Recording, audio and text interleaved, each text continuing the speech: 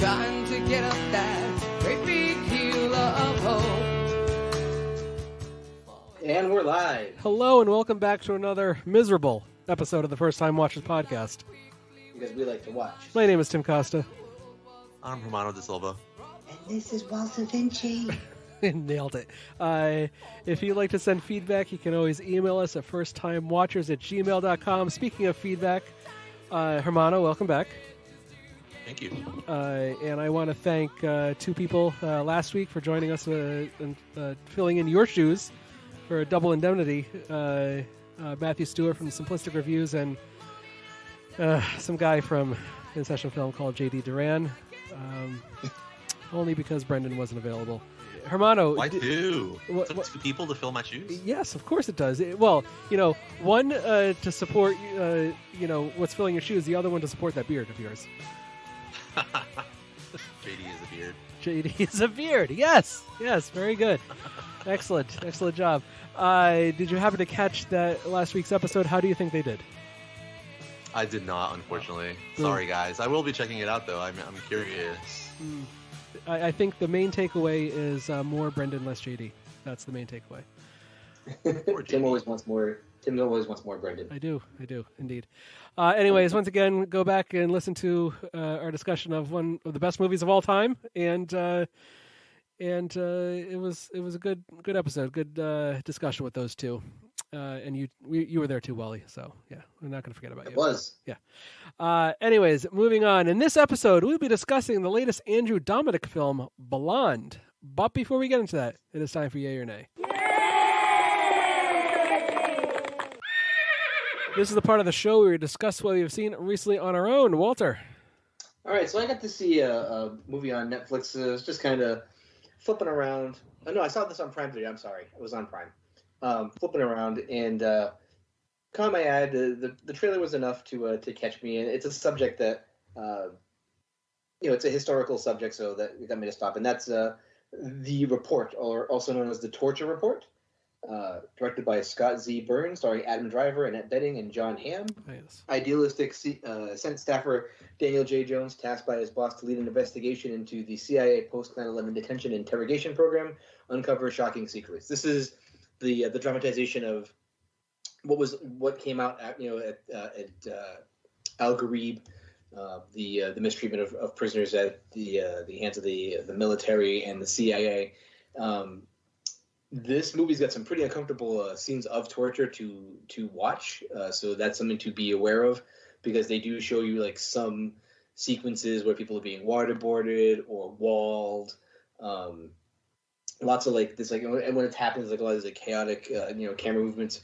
But I would say I think this movie is actually really well put together. I think the acting is really well done, and I think it goes into enough depth without going too far into it.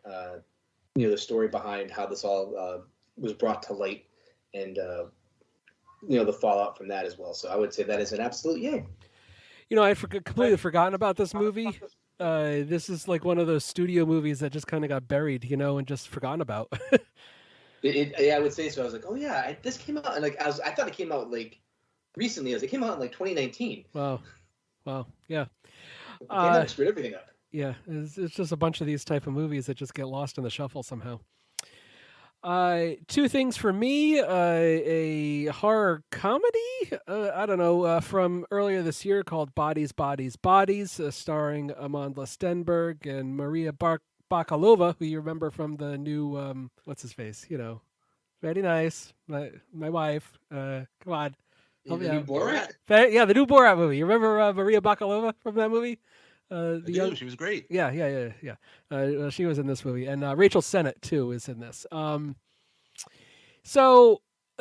synopsis is: when a group of rich 20-somethings plan a hurricane party at a remote family mansion, a party game turns deadly in this fresh and funny look at backstabbing, fake friends, and one party gone very, very wrong. It's a very repetitive synopsis there, IMDb. This movie's fine. You know what? I don't think I am the target demo for this. I think I'm just too old to fully appreciate this movie. But also, I don't think using the horror genre works for what this movie is attempting to do, like throw a mirror up to Gen Z and maybe skewering their sensibilities. I'm not positive if that's what they're trying to do. And I think it would have worked better if it was something like a comedy drama where it's able to explore the characters a little bit more without the mystery of who this killer is or what happened. The performances are pretty on point for what I think the director is trying to lampoon, but by the end it becomes a little predictable, and I was just waiting for it to be over. So it's fine. Like I said, I'm probably too old. The younger people will probably appreciate it for more than me. So for me, meh. And then I caught up with a Dutch film, I believe is what it is, from earlier this year. It's another horror film called Speak No Evil. This is a Danish family visits a Dutch family when they meet on holiday. What was supposed to be an idyllic weekend slowly starts unraveling as the Danes try to stay polite in the face of unpleasantness. And unpleasantness is a interesting word. It's certainly, uncomfortable is a more interesting, probably more apt word to use, and it certainly becomes quite horrific by the end of this movie. The direction of this film is very well handled, and how it depicts this slow descent into hell. Things start going very wrong and feeling uncomfortable, amidst these smiling faces, and it all just feels like it's going in this really wrong direction. The sense of dread is always palpable. And we know something will go wrong, and we're just powerless to stop it. I think, while I do like a lot of elements of this film, I think the script is the weakest part, where there are at least two contrivances where characters make decisions that really just are to service the plot and don't feel realistic within the context of these circumstances. So if you can get beyond that, if you can make that little leap, and not so much put yourself in that situation, I think you'll be able to get past it. In the end, it's kind of just a punishing film that really only rewards viewers looking for unsettling mood pieces, kind of similar to like these Australian horror films that I think you've appreciated recently, Hermano, or even something more in the vein of Michael Haneke. Think Funny Games. So if you're looking for that type of film, this is for you. Speak No Evil. So it's a mild yay for me. A lot to appreciate. Some stuff, you have to get past, but it's all right. Hermano, what have you seen? Okay, I caught up with a film from this year called Vengeance. Oh. Directed by B.J. Novak. Oh, yeah. You've heard of this, right, Tim? I have heard of this, yes. You haven't checked it out yet? No, not yet. No. Okay. So basically, what happens is B.J. Novak is a New Yorker. He gets told that a girl that he hooked up with in New York at one point, she's passed away, and her family seems to think that they were in a relationship together and they were like really close, and he doesn't understand why, because it was just literally just a hookup, and apparently she told him that her family, that the relationship was a lot more. So he feels compelled to go down to Texas and go to her funeral, and things go from there when her family reveals that they don't think that she died by a drug overdose and that she may have been murdered. So BJ Novak decides he's looking for a new project, and he decides to make a podcast about it. So trying to capitalize on the popularity of the true crime genre. And it becomes a bit more than that. The movie's kind of like a fish out of water type thing where, obviously there's a culture clash with him being from New York and visiting Texas, and the family's very different than the people he deals with on a day-to-day basis. So there's a little bit of like, learning there, from his character's perspective, as to like, maybe the people that I don't necessarily automatically thought I wasn't going to agree with. There's more to them than just like our things that we don't necessarily agree with. There's a mystery, obviously, like with whether or not she did or did not die by drug overdose, because that's the prevailing theory, and he's trying to get to the bottom of it. And it's pretty good. Like I was surprised because this is one of those ones that I didn't necessarily have high on my radar, but I decided to watch because I had a lot of free time recently. And aside from the way it ends, which I don't know if you're either gonna buy it or you don't, and I'm kind of still on the fence about it as to whether or not I feel like this conclusion makes sense. But overall, I think it's a decent little comedy, mystery movie. Like I think you could do a lot worse, and there are some funny moments with, them being obviously from different walks of life, and just kind of the little clashes, are amusing. So yeah, I'd say yay for Vengeance. And then Tim, Yes. Wally, Yes. I got out to the theater. What?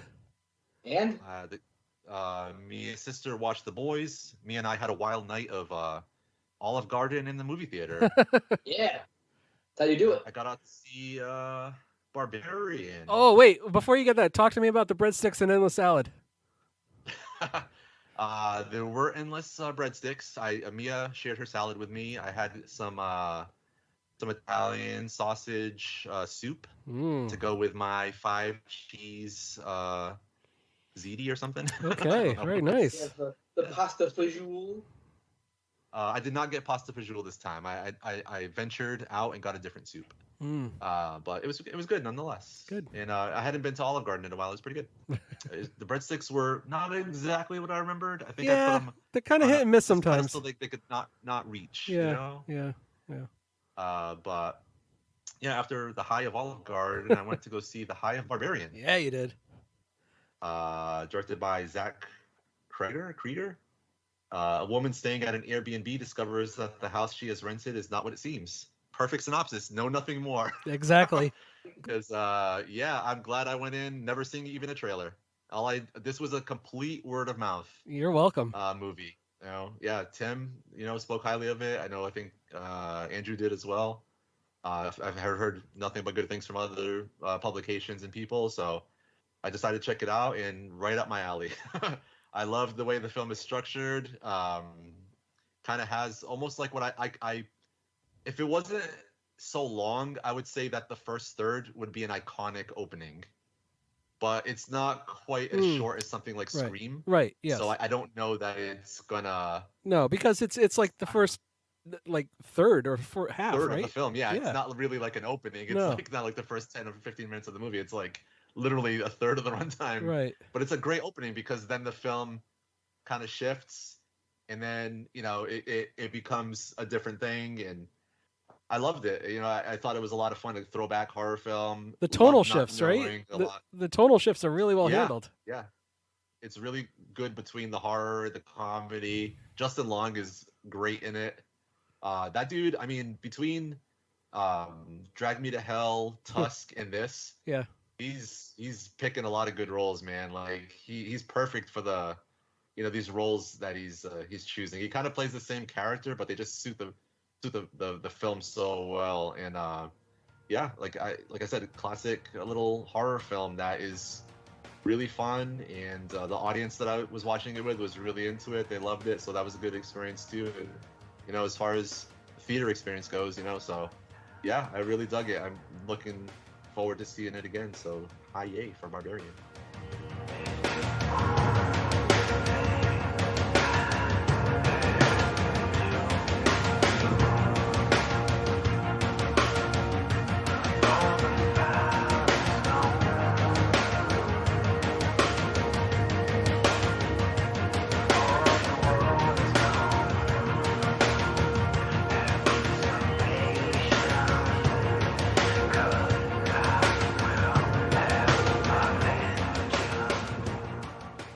Has Walter turned up yet?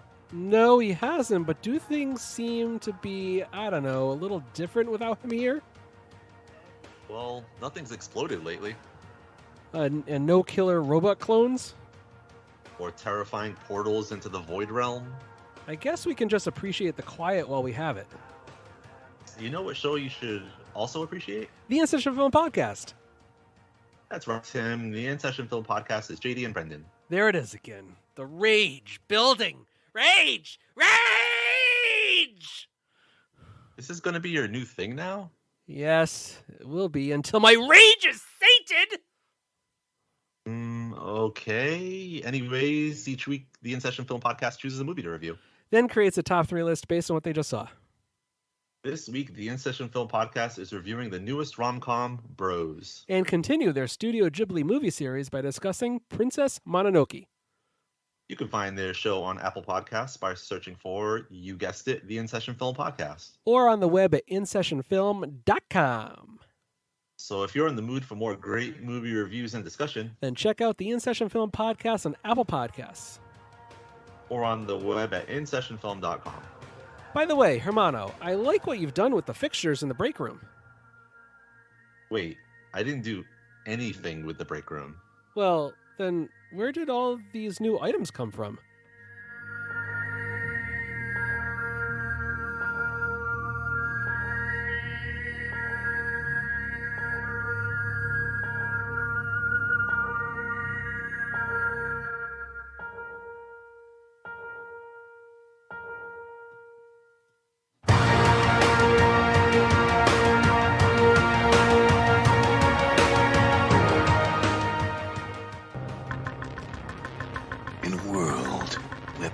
Already seem to address every imaginable subject.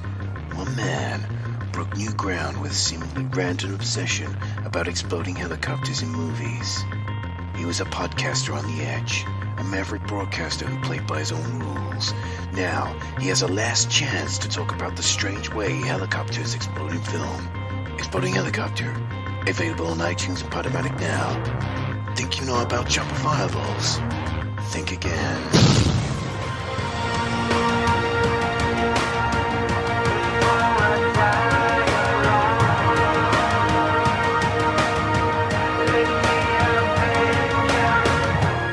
This podcast is a proud member of the Lamb Podcasting Network.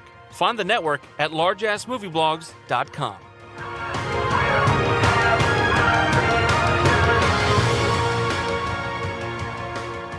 Okay, let's talk about Blonde. I don't want you seen in public with them, Norma Jean.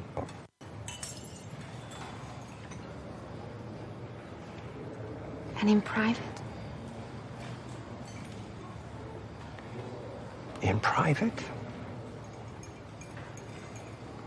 Take precautions. Oh, Mr. Shin, that's so cruel.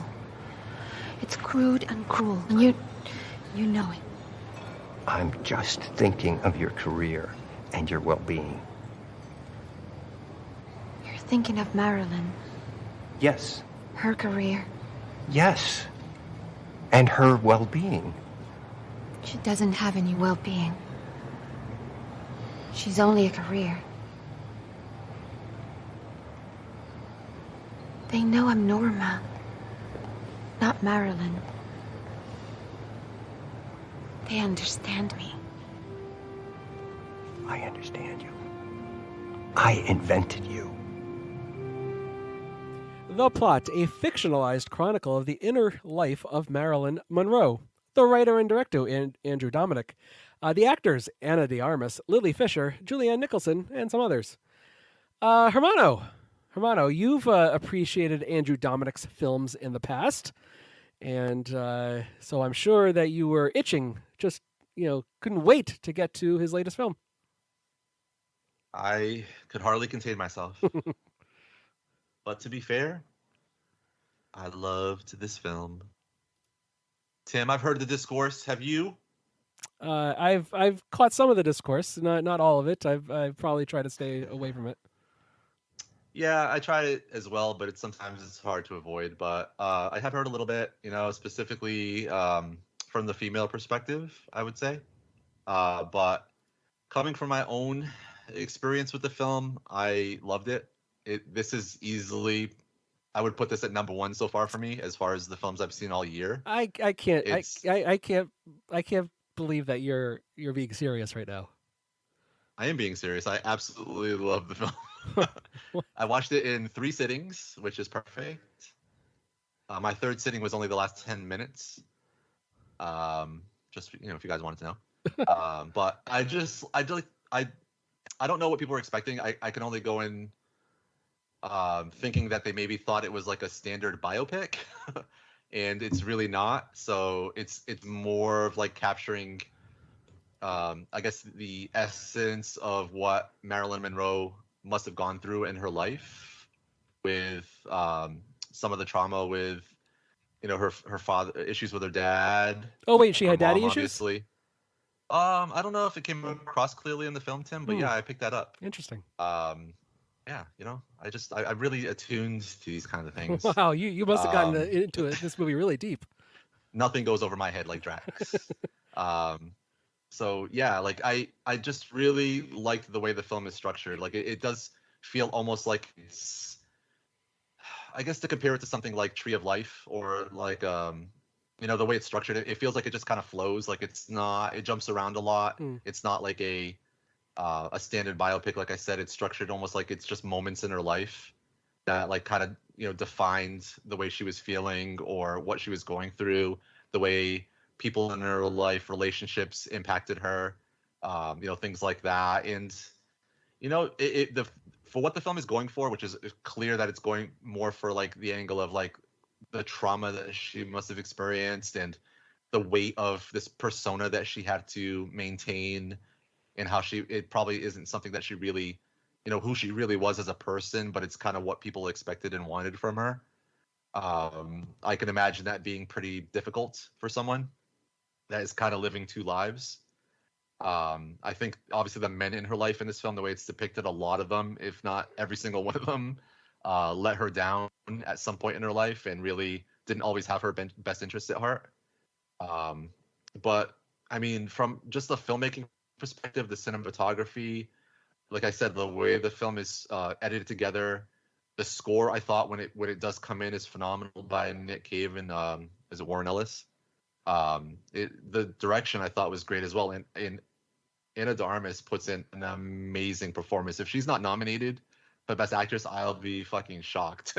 I know I haven't seen every great female performance this year, but she stands out, man. Like this is a really difficult performance in my opinion, and the only thing I would say is like kind of like a nitpick is that I feel like her accent comes through now and then when she's trying to do the Marilyn voice. I feel like I just would hear her accent, and I imagine it must be difficult to maintain because Marilyn did have a very specific voice that she would use. So I would argue that the vocal impersonation does wonders to hide her natural accent. It does. I would say for the most part, she does a really good job. I would just hear every now and then when she's just kind of finishing up like whatever she's her lines or whatever, I would kind of hear a little accent there. Like it didn't seem like it was part of her her trying to capture Marilyn's voice or whatever. But I still, that's not to take away from what else aside from the rest of her performance, because it's amazing. I thought everyone pretty much in the film was pretty solid, but obviously she's carrying this film completely on her shoulders, and I think she does an amazing job. And I can understand, like, again, I'm not a woman. I don't know what people are taking away when they see this film, but for me, for what I think they were going for, is more to capture the tragedy of her versus like some crowd pleaser of a biopic. Hermano, shall we play a game? I love this game. I love always trying to guess wrong what Wally thought of something. Yeah. You know what? Honestly, I'm surprised at your reaction to this movie. And I was coming into this thinking that both of you would not like this movie at all. So I'm going to stick to my guns and say that Wally did not like this movie at all. What do you say, Hermano? I say that this definitely has the aroma of artsy fartsy. Ah, yes. So, that's exactly one of the words that alone would probably, turn Wally off. So I don't know that he was able to overcome the artsy fartsiness of it. So I will say that he also did not enjoy this. Walter. This movie's not good. Like, my enjoyment of it or not, I can enjoy a bad movie. But this movie is just, it's not good. It is complete style over substance. It is, there's very little I can actually bring up that's actually good outside of the makeup job that they did for Ana de Armas. I don't know shit about Marilyn Monroe outside of what I've read in the book Too Young to Die and memes on Facebook, which I'm sure that are absolutely 100% true, with quotes that are directly hers verbatim. But that being said, there's only one scene in this movie that actually really stuck out to me as being like, well, that's actually really well done, and that is a scene where she's riding around in a convertible, I think through the streets of Los Angeles or New York, and like it's like all CGI, like the old buildings.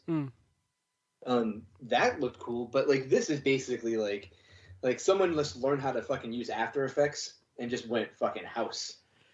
Like they graduated from that 101 program at New England Tech and said, you know what, I'm making a movie. I don't think the performances are all that good in this. I think this movie is completely one note. It does the one thing over and over again, and I think that based on the discourse that I've seen on this, I think that's what people are missing the point of, because I think even on the movie poster, I forget what the exact quote is. Watched by all, seen by none, and does this. I think everything that it does in this movie is done intentionally with shunting, everything that would make Marilyn Monroe, and taking everything that would make Marilyn Monroe interesting and throwing it completely on the back burner in favor of gratuitous sex and violence. And I think that in that sense it hits its notes, but I think that it overdresses it as well, and maybe that's also intentional as well too. I mean, but like there's a lot of like weird scenes. I'm like, why did we have to do that? I don't know. Like this just seems way too like flashy, and maybe that's the point. Maybe I'll probably convince myself this movie is actually good by the time I'm done, because I think that tagline on the poster I think is actually key to how this movie is actually what the intent of this movie is actually supposed to be. A lot of things happen out of sequence. In cases like some people dying who would have died years after Marilyn had passed, and I think the thing is like I just feel like the voice that is used, and again this is coming from me not knowing jack shit about Marilyn and not knowing anything about her outside of movies, that it just seems that it's a forced voice throughout it, and it was really distracting hearing that over and over again whenever like Armas would open up her mouth and say anything and deliver any of her lines. It just like it's somebody doing a bad Marilyn Monroe impression. And so like that also really takes you out of it. Well, took me out of it. And just it goes way over the top, almost to the point where I was like halfway through I was like, did the director of a Serbian film work on this? Like this could be like the American version of it to an extent. And there's other, I don't know how much we're going to go into spoilers on this. I don't know if I want to bring this up now or what do you guys think? I mean, I don't even know where to begin with what would be considered spoilers in this movie. Yeah. All right. So I'll go back to the discourse about people saying like, oh, this had to have been funded by like, the pro-life agenda. And I do not believe that to be the case. I think that this is reflective of the attitude and thoughts at the time as well, and I think that is what I think a lot of people are missing the point when it comes to certain scenes, like a talking fetus. Yeah. In this movie, I think that this is trying to drive those points home, that this is that it's, what, I'm beginning to make this that I actually like this movie, I think, or that, not that I like it, that it's not as bad as I think it is, because it almost feels like it's in that same kind of elsewhere framework of something like Inglourious Bastards. Well, where it's taking a story and kind of fairy tailing it a little bit to put it in this particular box about, being a woman in Hollywood, being an attractive woman in Hollywood. What I'm sure to be is rampant sexual violence, discrimination and assault that goes on, in these producer meetings, and you do this for me, I do this for you. Setups that you have when you're trying to get, as a woman trying to get a role, and I think that this unfortunately both highlights it and caricatures it at the same time. That's it. That's a good point, to be honest with you. Yeah. Yeah, I think I'm kind of in between the two of you. You know, I was kind of I don't know. I didn't know how to feel while I was watching this movie because it's almost like an anti-film. You know, there's these shifting aspect ratios. It changes from black and white to color. There's practically no narrative or clear story at all. You know, there's this handheld camera with blurred backgrounds for no discernible reason. You know, it's just kind of like a series of scenes with little connective tissue other than showcasing what a miserable time it was to be Marilyn Monroe. However, I can't say that I wasn't compelled just to see where it was going, and I was captivated by Ana de Armas's performance, but I'm not sure if it adds up to anything more than what is a very good impersonation. You know, is it a performance or is it a really good impersonation? I'm not. That's the thing. Yeah, because like I said, you know, with little narrative through line, I'm not and little understanding of what the point of this film, other than, you know, the terrible experiences that she went through. I'm not sure what I'm supposed to get out of this character, you know, that they're presenting to me.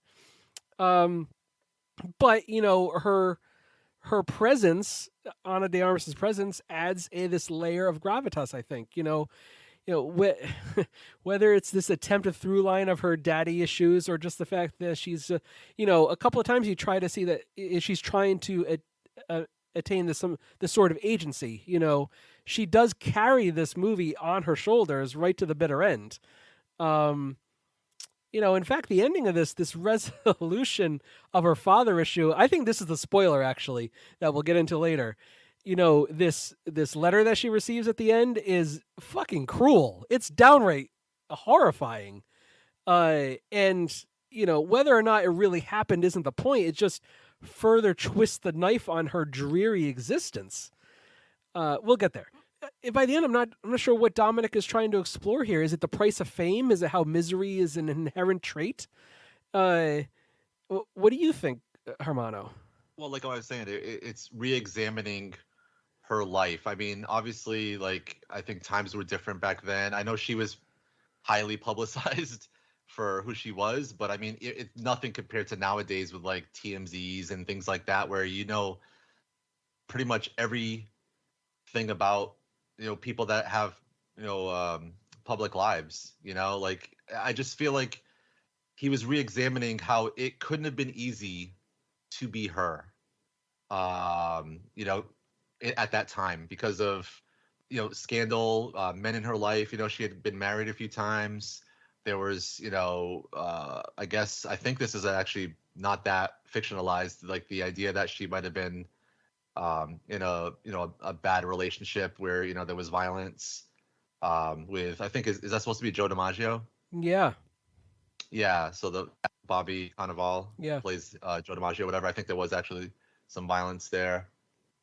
And, you know, I think honestly, like, the film for me, like, it really is just re-examining, you know, the people in her life, how, you know, she had this hard time with, you know, these dual personalities. Like, you know, the film also goes out of its way to depict her almost having to, you know, forcefully become Marilyn, like once she's like Norma Jean or something. And like, you know, I don't know everything's supposed to be taken literally. I think some of it is for like, you know, the visuals in you know, her having to almost like have a breakdown to become the Marilyn character, you know.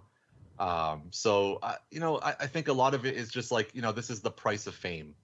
The film is like, it's kind of a harsh look, you know, at the price of fame, you know, a la something like Requiem for a Dream, which is like a harsh look at drug addiction. Okay, well, you know what I mean? Like, it doesn't sugarcoat it. Yeah, well, right, but was there?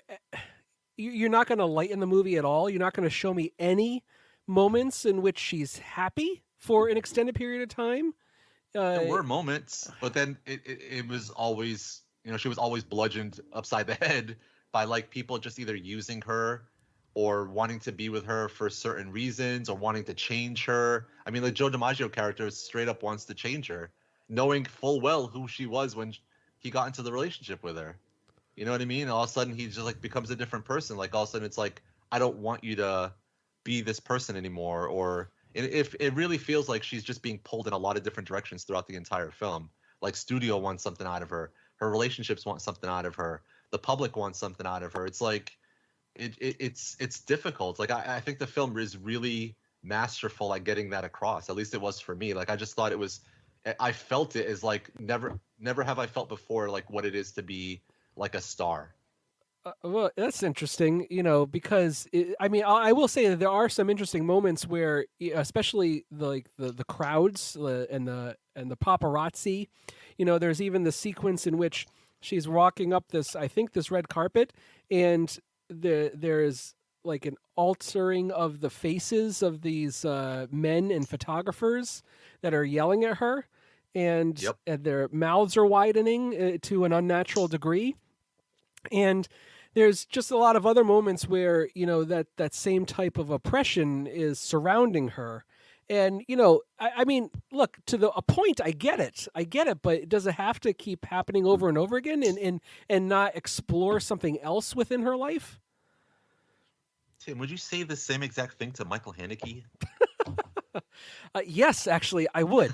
I would. Of the Michael, two, can you please lighten up your films? Yeah, of the we two- have a happy ending at the end of Funny Games, of the, please. of the two movies of his that I've seen, I and this is an interesting comparison. Even Look, something man, like there are plenty of films like that. Like you can watch so many biopics where it always ends with like some sort of No, happy ending and the star overcame the adversity and blah blah blah. No, I'm But not. her story was tragic. Yeah, It I was. agree. I'm not looking for that. I'm not looking for a typical, in one respect, I admire Dominik's complete aversion to a standard biopic, and that's perfectly fine. I have no problem with I guess the structure of the film, the decisions that he makes in some aspects. But I as far as giving me some cohesive through line other than misery, I mean, yes, we all know where this leads to, and I would just like to have a better understanding of the persona and maybe even the person behind the persona. And I don't think that he's interested in at all in exploring that, and I just want to know why. I want to know why. That's fair. I think you touched on this a little bit. One thing I do like about this movie is how it looks. There's some era-specific color grading and filters. Yes. Outside of those shifting aspect ratios, I think that the look of this movie is interesting. Yeah, I think that they did a good job with the overall, changing the green and the lighting for as different periods in time, go through, this movie. I think it does a good job of that. But like one thing I also forgot to point out when I was giving my initial, thoughts on it, is that this movie is based on a fictionalized novel anyway. Right. You know what I mean? So like, maybe that's something we have to take into consideration in as we get to final grades.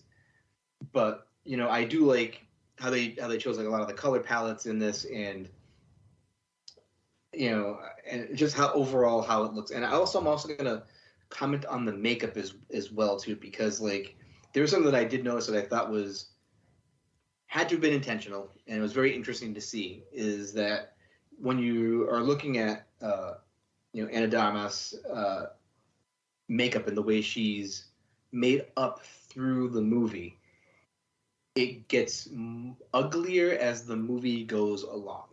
Yeah, sure. To the point when you finally get to the point in the movie in the 60s where she's with John F. Kennedy. Yes. She looks like a twisted version of Cruella de Vil. Right. And I think that that's a visual indicator of downward spiral. I was, and I actually found that kind of clever. Yeah. Oh yeah, sure. yeah, and it makes sense within the context of the film too.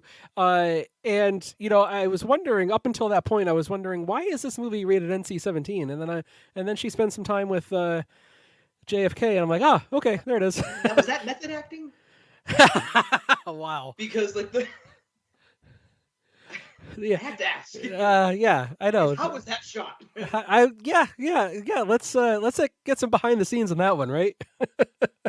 I want to know. I have a question. How was that done? How was that Like, done? And given the whole like Me Too thing, like I'm waiting for the lawsuit to drop.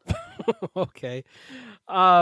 So, also, speaking of how this looks, there's an amazing transition where she is on a bed having sex, and the bed transforms and transitions into a waterfall. A waterfall. Yeah, that's what I was talking about, the After Effects thing. I was like, wow, they really just masked out the bed and put in some waterfall footage, and there you go. I thought it was really well done. What did you think, Armando? Maybe a little on the nose.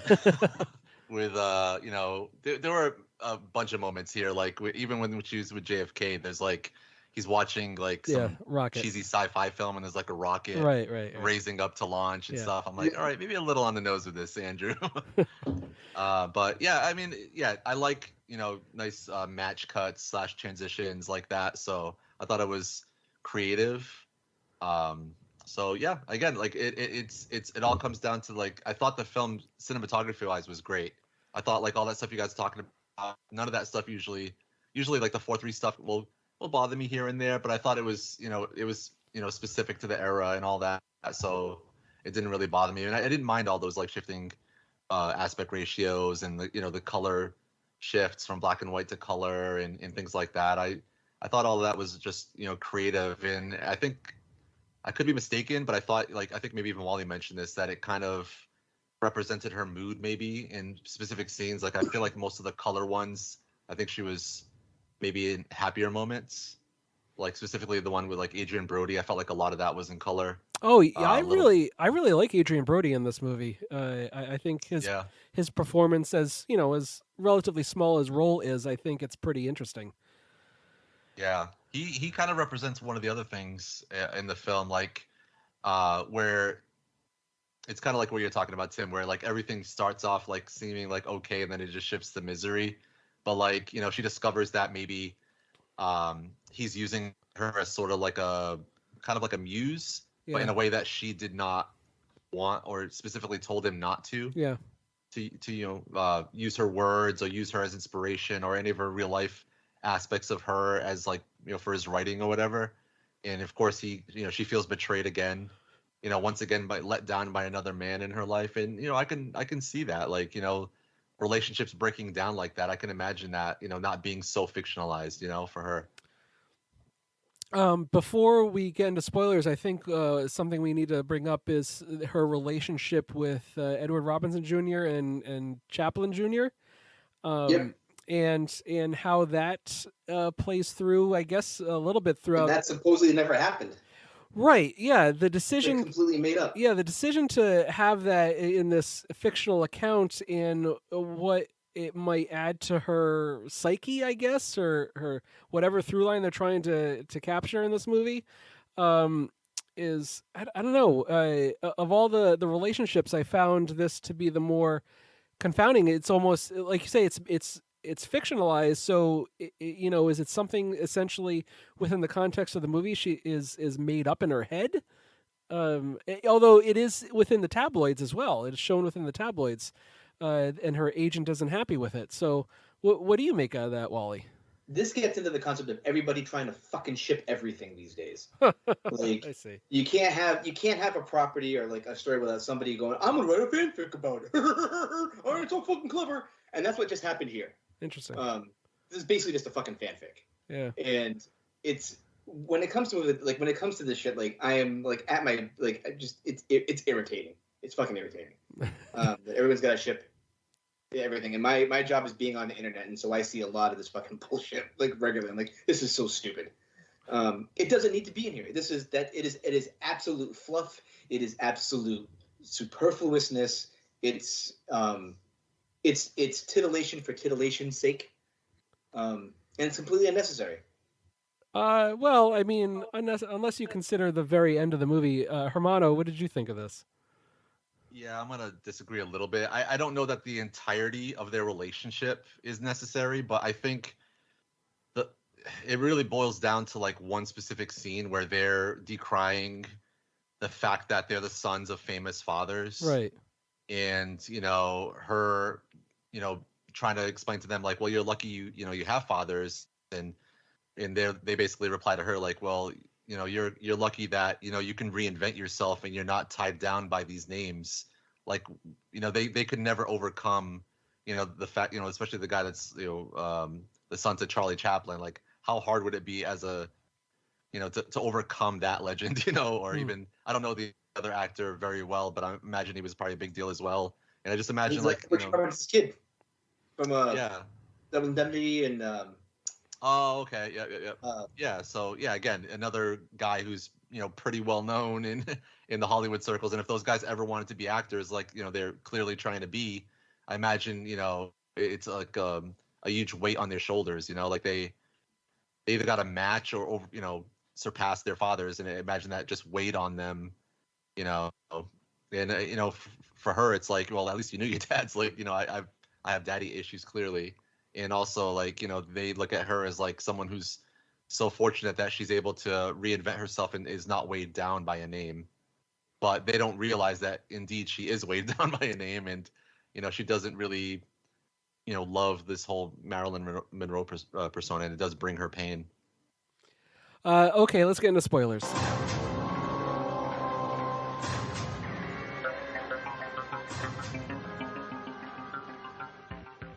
So obviously the reason that I bring them up is because this movie ends on this letter. This letter that she receives. Now, was it, I forget, was it from both of them or from one of them? I forget who it was from. It was from the Edward G. Robinson son. Okay. The other one had died that's overdose right. or something like that. Okay. And this letter, that was admitting that he was stringing her along with these letters supposedly written by her real father, and this is essentially what within the context of this fictionalized story leads to her killing herself with an overdose. And I'm like, what is the point? What? Why? That is just the ultimate twist of the knife. It's so cruel. Don't you find it cruel? It is cruel, and it's like the thing, but it also goes to that stupid ship thing that I was talking about earlier. It's just the means to the end. It's how do you close that off? How do you give, a reason for, because like I believe, I mean, don't quote me on this because I'm not a Marilyn Monroe historian, but I know there's always been like this whole question about like there's always been like kind of some sort of question around her death because of who she was associated with and who she knew and who she was hanging around with. So it just feels like this is like, okay, well, we shipped this at the beginning of the movie. We can use this to have a reason at the end for her dying. Hermano, what did you think of this ending? Yeah, I thought it was especially cruel. I mean, at first it starts off almost like sort of like a bittersweet moment with them sending her the toy tiger that was similar to the one that she has when she was a little girl. Right. And then as she opens the letter, and then realizes that they're the ones who were writing the tearful father letters or whatever. And it's so unbelievably like such a fucking gut punch. But, for the film, it's like a cherry on top of all the men that have let her down in her life. Like these guys clearly at one point in the movie, they seem like they're maybe her, like kind of like a little group of friends. They're on her side. There's a little bit of a sexual component to their relationship, but later on in the film, they're blackmailing Joe DiMaggio with her, photos, centerfold photos or whatever. So clearly, there's been some sort of falling out, or they're just always been using her or keeping her around for, reasons or whatever. And then ultimately, you don't see much of them towards the latter half of the film, but clearly there's been some sort of falling out, or they never really had her best interest at heart. And they just decide to let her know about it, and just as like a kind of fuck you. And especially with the word love being crossed out in the letter. Yeah. Yeah, it's pretty brutal, you know. It's kind of fucked up, but again, it's par for the course for the rest of the film. Like a lot of the guys in the film are not, you know, good to her. You know, they weren't good for her, and it contribute to her daddy issues. Okay, yeah, but to what end? To what point? I don't. I think that is the point. Is like, how fucked up was this, basically? I don't know. That can be a point, you know. It doesn't. Like, this is all fucked up. It doesn't lead to an interesting character study, a well-rounded character study. It's a very, it's a very limited. It's extremely limited in its exploration of, you know, this fictionalized account. Not if the whole thing was an exploration of her trauma. Then in that way, it's perfect. No, because it's even then it's a limited exploration of her trauma where it's you know, essentially singularly focused. You know, it's male driven. It's daddy issue driven. So I don't know. I don't know. It's a befuddling film. It really is. I loved it, man. I mean, for what it was going for, what I took away from it, I thought it perfectly captured, I think, what he was going for. I mean, you guys have heard what he said about the film, right? The director? Tell us. Oh, he thinks that in time to come, that it will be one of the top 10 best films of all time. Well, okay. You can be confident in that. Like, he's very confident. Sure. I think it's very good. I think it's definitely one of those films that's, I think it's going to be reevaluated in years to come, because it is kind of a harsh first, you know, watch, and I think people have very immediate, like, negative reactions to. I think it's very easy for this film to turn people off, but I think I was looking at it more from, like, the craft and again the tragedy of the Marilyn Monroe character. I think all that stuff it pulls off really well. Okay, let's get into grades, Wally. This is a D. It has its moments where it looks good. I think that it's based on a fictionalized work. It takes a lot away from this, and that it really doesn't communicate what it's trying to do all that well. Yeah, I'm gonna go with a C plus. It's kind of like a right down the middle movie for me, in which, you know, there's a lot that I appreciate, but then other stuff I'm like, what's my gosh, what's the point? What are we doing here? C plus, Hermano. Okay, I'm gonna bring the average up and give it an A plus. A plus? Yes. That is wow. I really did like this film quite a bit. It's not a crowd please, like I said. It's kind of similar to the reason I like Requiem for a Dream. But you know, I don't know. It just kind of worked for me on pretty much every level. I don't really have anything really negative to say about it, other than it is kind of a hard watch. Okay, that does it for this episode of the First Time Watchers podcast. Donate via patreon.com/firsttimewatchers or buy stuff at zazzle.com/firsttimewatchers. Talk to us on Twitter at 1STTimeWatchers on Twitter. Or write to us at our email, firsttimewatchers@gmail.com. Please download our episodes on Apple Podcasts and Stitcher. Please leave a review, because we love feedback. We haven't received a review in so long. We want another review. Please, somebody, send us a review. Anyone, please. If you have any suggestions of movies for us to watch, another thing people haven't done recently, you can always send a tweet or an email. Speaking of suggestions, let's recommend a movie. I will go first. Another movie that came out earlier this year that stars Ana de Armas, but also stars Chris Evans and Ryan Gosling is The Gray Man, directed by the Russo brothers. Another Netflix movie. Look, Ana de Armas is innocent. It's a perfectly serviceable actioner with decent enough lead performances. A lot of drone shots that should be left to Michael Bay, though. The score sucks, and I like how Chris Evans is doing everything possible to leave his Captain America in the past. Maybe you should go watch Extraction instead, but like I said, Ana de Armas is innocent. So Gray Man, it's fine. It's fine. It's fine. It might be the same experience as Blonde. I don't know. Wally.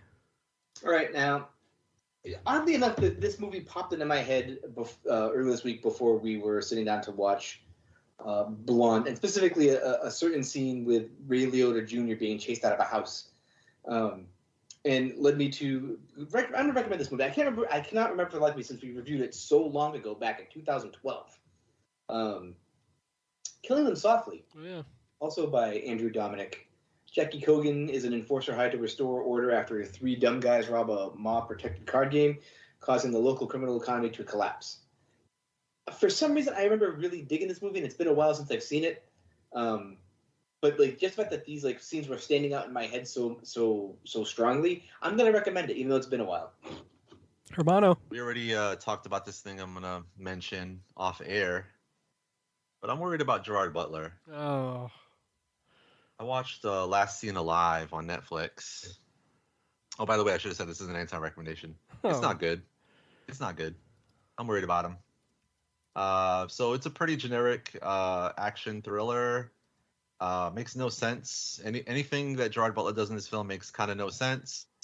I don't know why he doesn't trust the police. It makes no sense. And like I said, yeah, this would typically be a straight to DVD film, but you know, if not for Netflix putting it on a streaming service, so yeah, I recommend Last Seen Alive. Yeah, better. This was actually a straight to DVD film. It did hit DVDs before it went to Netflix. Oh, did it? I didn't know that. Yeah. Well, it all makes sense then. Look, he does kick hillbilly ass. Sure. Not as good as Breaking Bad, though. No, of course not. He does his best everyman impression, right? I guess so. There's a lot of scenes that do drag on for a long time. It seems like the director had no idea how to stretch this material for 90 minutes. This film felt longer than Blonde. I can see that. Yeah. But it has Gerard Butler. Come on, how's Gerard Butler? Not enough anymore. Not enough after this one. Anyways, stay tuned for our next episode. Since it is Spooky Movie Month, we'll be discussing the new Hellraiser film that is dropping on Hulu. That's the First Time Watchers podcast because we like to watch. I realized quickly when I knew I should that the world was made up of this brotherhood of man. For whatever that means. Into a crisis times when I'm lying in bed just to get it all out what's in my head. And I am feeling a little peculiar. And so I wake in the morning and I step outside and I take a deep breath and I get real high and I scream to the top of my lungs, what's going on? And I say,